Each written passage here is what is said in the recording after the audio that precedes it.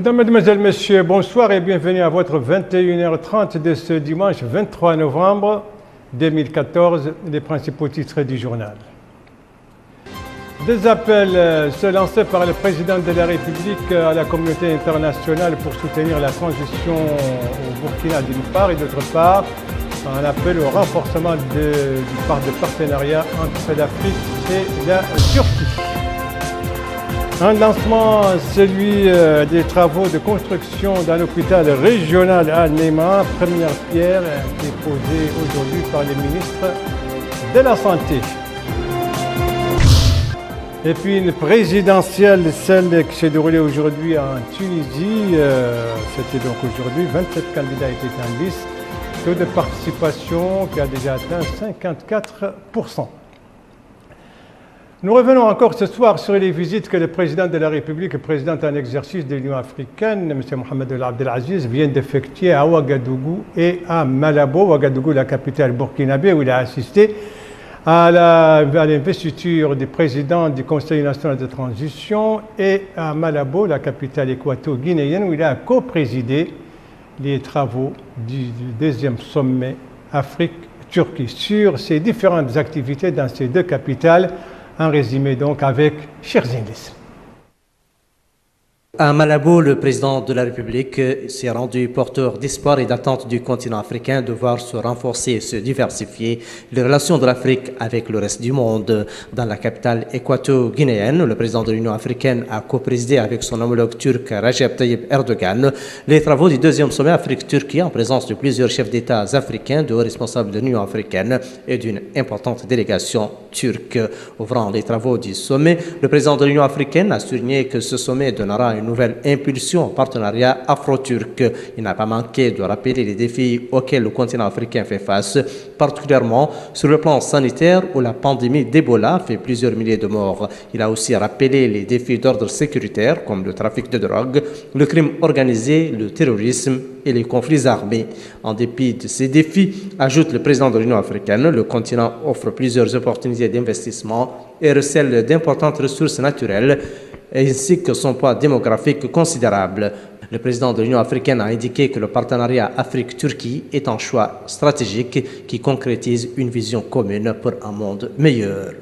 De Malabo, le président de l'Union africaine s'est rendu à Ouagadougou pour assister à la cérémonie de passation des charges entre le président sortant, le lieutenant-colonel Isaac Zida, et le président entrant Michel Kafando. Une cérémonie qui s'est déroulée en présence de plusieurs chefs d'État africains et de hautes personnalités de l'Union africaine et des organisations internationales. Prenant la parole à cette occasion, le président de l'Union africaine a félicité toutes les parties burkinabées pour leur responsabilité et leur sens élevé de la citoyenneté. Il a remercié la communauté internationale pour son soutien au peuple et aux nouvelles autorités du Burkina Faso. En marge du sommet Afrique-Turquie et de la cérémonie d'investiture du président du Faso, le président de la République a eu des entretiens avec les présidents turcs, équato-guinéens et burkinabés, respectivement Recep Tayyip Erdogan, Théodore Obiang Guema et Michel Kafando. Les entretiens ont porté sur les relations de la Mauritanie avec ces pays et les moyens de les renforcer. Voilà, tout cela, c'était donc durant la journée de vendredi. Le président de la République, je le rappelle, a regagné Nouakchott le samedi tôt dans la matinée. Nous allons nous rendre maintenant directement au Rod de Charqi avec bientôt un hôpital régional pour sa capitale, Néma, un hôpital de 150 lits de capacité avec un coût de 1,7 milliard de dollars sur le budget de l'État. Eh bien, le coup d'envoi des travaux de cet hôpital a été donné aujourd'hui par le ministère de la Santé, le ministre en personne, le ministre de la Santé, précision avec Cheikh Al-Haj Abdallah Din. Par la pose de cette première pierre, le ministre de la Santé donne le coup d'envoi de la construction d'un nouvel hôpital régional dans la ville de Néma, ayant une capacité d'accueil de 150 lits. Cette infrastructure sanitaire va renforcer le système sanitaire dans notre pays en général et en particulier dans la wilaya du Rod de Charqi. Au cours de cette cérémonie, le ministère de la Santé a reçu des explications techniques sur ce projet sanitaire, exécuté par l'Agence mauritanienne pour l'exécution de travaux à intérêt public, AMEXTUP. Cette installation sanitaire renfermera entre autres un pavillon d'état d'urgence, un laboratoire, un bloc opératoire, la gynécologie, la pédiatrie. La durée des travaux de ce nouvel hôpital régional est de 2 ans.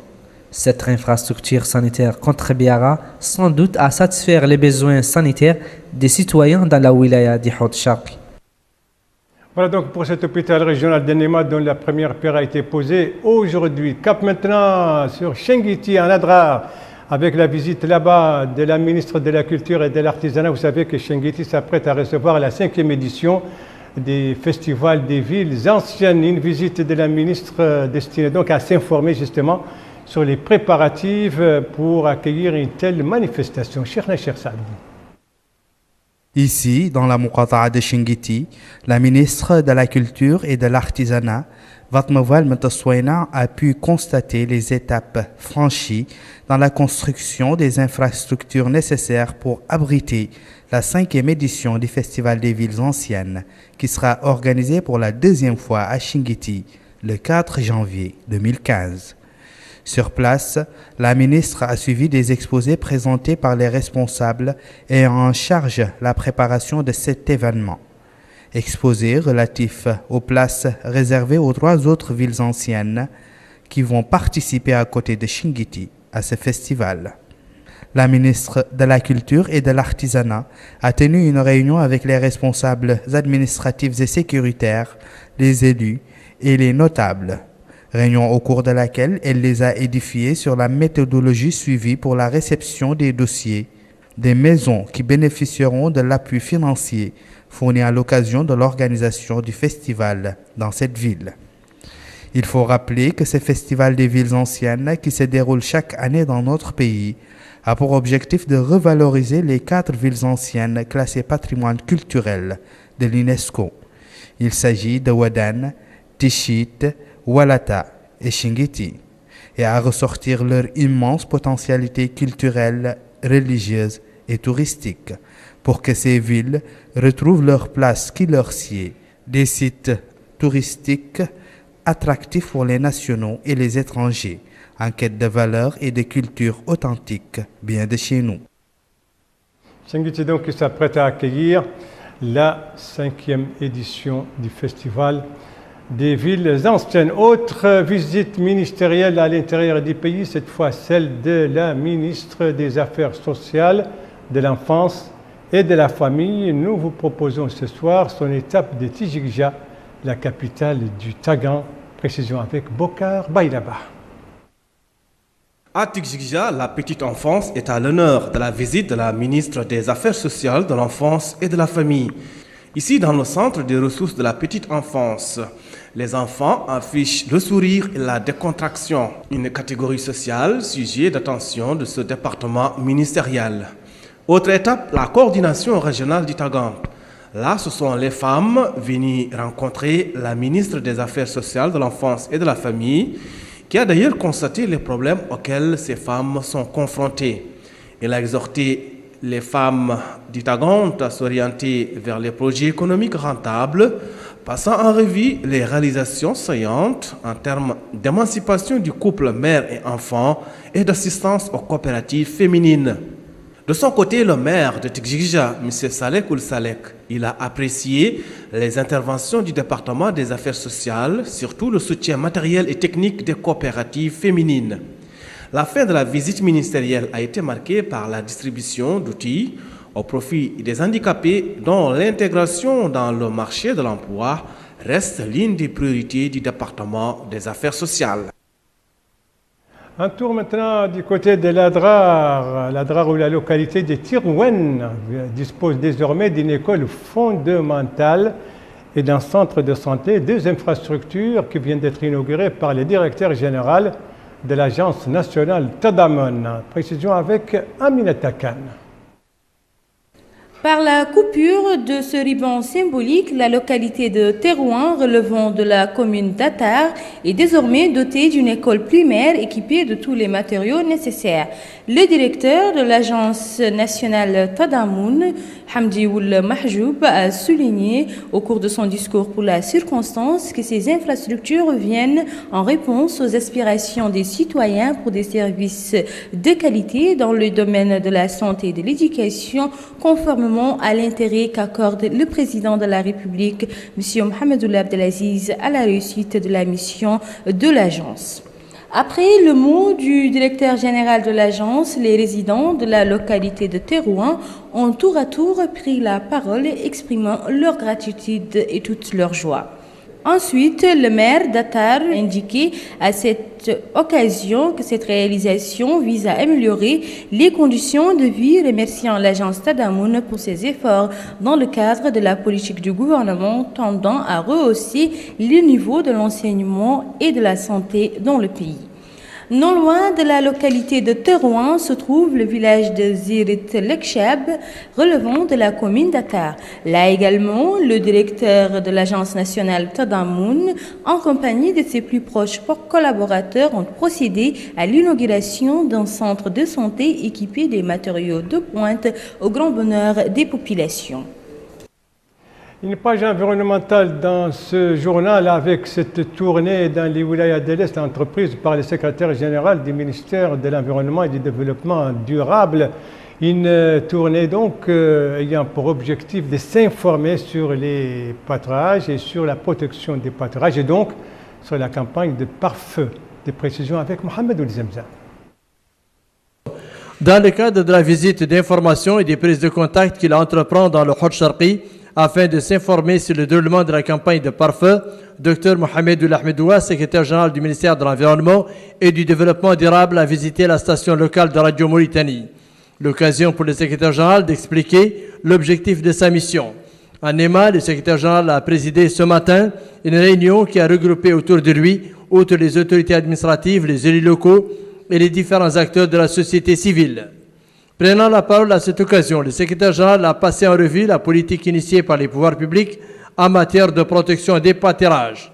Politique qui a permis la réalisation de plusieurs milliers de kilomètres de pare-feu, en plus de la mise en place de comités villageois, lesquels ont été déployés dans le cadre de la sensibilisation des populations sur le danger des feux de brousse et la nécessité de la protection du couvert végétal. Les intervenants ont tour à tour loué l'importance de l'intervention du département de l'environnement et du développement durable et l'appui apporté au comité de lutte contre les feux de brousse.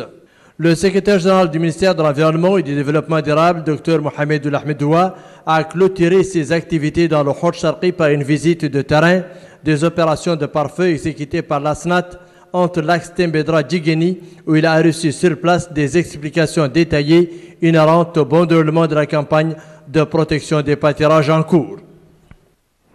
Retour à Nouakchott pour parler de cet atelier relatif à l'écriture du programme de LMD, licence, master, doctorat. Eh bien, c'est un atelier qui s'est ouvert aujourd'hui à Nouakchott et notre LMDiste pour l'occasion, c'est Bokar Baylaba. 7 ans après l'introduction du système LMD licence, master, doctorat dans les études à l'université de Nouakchott, l'heure est à la réécriture des programmes au niveau de licence. Du toilettage aussi, une tâche qui incombe au corps professoral. L'objectif étant d'améliorer la qualité et la diversité pédagogique.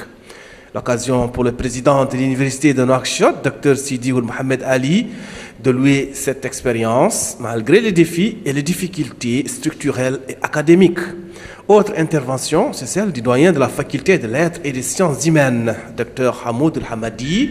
Il a estimé que la préservation de la qualité nécessite une évaluation du système licence, master, doctorat, en particulier la licence, conformément au cahier des critères pédagogiques qui stipule une révision du programme toutes les 5 années. La réussite d'un système LMD dépend aussi de sa souplesse et de son efficacité en offrant à l'étudiant des possibilités d'insertion professionnelle. C'est un atelier préparatoire à la réécriture des maquettes parce que nous avons adopté le système LMD depuis maintenant, nous pouvons dire 7 ans. Et c'est un système qui fonctionne sur la base d'une accréditation. Et l'accréditation, elle dure 5 ans. Donc après toutes les 5 années, il faut procéder à la réécriture des maquettes pour les réadapter à la réalité de l'emploi, mais également procéder au toilettage nécessaire. Et c'est dans ce cadre-là que se tient cet atelier. D'abord pour faire le bilan de ce qui s'est passé, c'est-à-dire de l'expérience écoulée, et puis voir ensemble les objectifs qui sont derrière cette réécriture et proposer des outils qui vont présider à la réécriture de ces maquettes.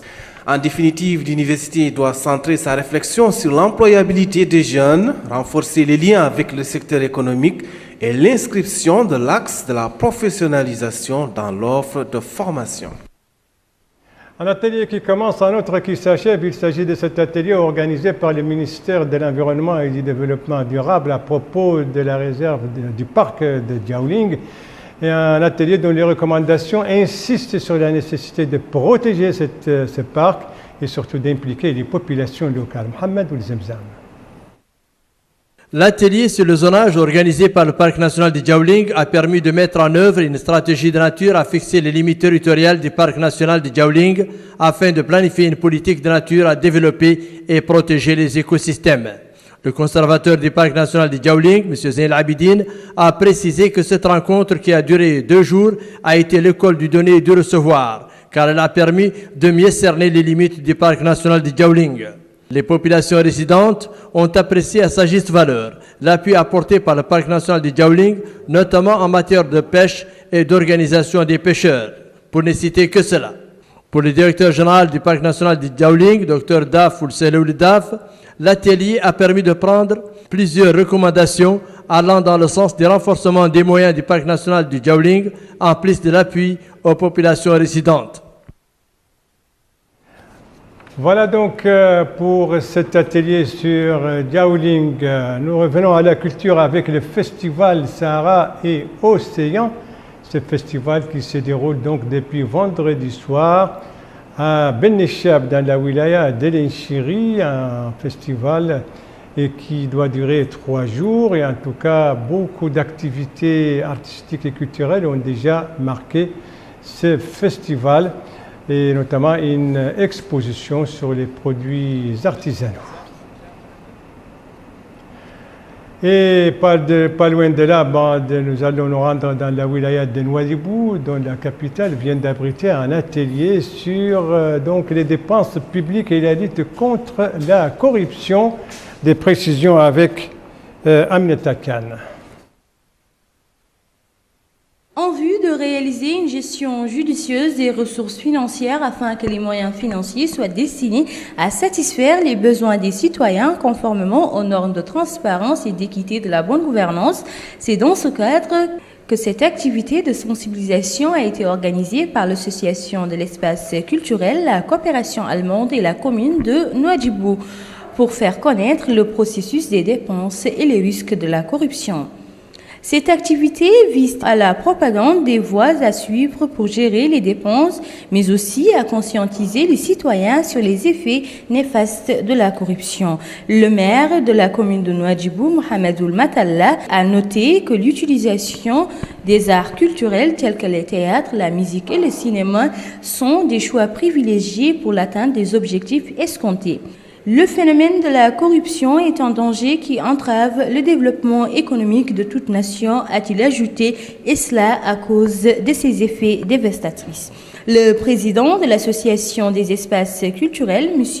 Siré Kamara, a mis en exergue l'importance de cette activité culturelle pour les participants, ajoutant que ces activités de sensibilisation visent essentiellement les élèves en milieu scolaire et les professeurs à travers la projection des théâtres et films évoquant les méfaits de la corruption. Les participants aux festivités des activités de sensibilisation ont pu également suivre des exposés, des pièces théâtrales, des chants et des jeux. Voilà donc une journée de sensibilisation organisée par l'association Espace Culturel et la commune de Nouadhibou. Nous allons rester d'ailleurs un instant de la lutte contre la corruption à la lutte contre l'extrémisme. C'était aussi l'objet d'une rencontre de sensibilisation organisée par l'Association mauritanienne contre l'extrémisme et pour l'appui à l'unité nationale. Une rencontre de lancement de la campagne, d'une campagne contre ce fléau, l'occasion pour le président de cette association d'appeler à la vigilance et à poursuivre la lutte contre tout ce qui touche nos valeurs religieuses, fondement de notre unité nationale et de notre existence. Merci de suivre les JTF d'El Mauritania. La suite du journal avec le Burkina, c'est la fin du suspense. La formation du gouvernement a été finalement annoncée avec 24 heures de retard. Principale caractéristique de l'annonce a été faite par le président de la transition, M. Michel Kafando, qui conserve le ministère des Affaires étrangères. Quant à son premier ministre, Isaac Zida, eh bien lui, il conserve le ministère de la Défense et le ministère de la Justice. Revient à une candidate à la présidence de la transition, Mme Joséphine Ouedraogo, et l'équipe gouvernementale est composée de 25 membres. La Tunisie, avec cette journée électorale, c'était aujourd'hui, 5 300 000 Tunisiens étaient appelés aux urnes aujourd'hui dans le cadre d'une élection présidentielle au suffrage universel pour départager les 27 candidats qui étaient en lice. Donc les Tunisiens pour élire un nouveau président de la République. C'est la première élection libre au suffrage universel depuis l'indépendance du pays en 1956. Les bureaux de vote ont fermé à 17h temps universel, 18h heure locale.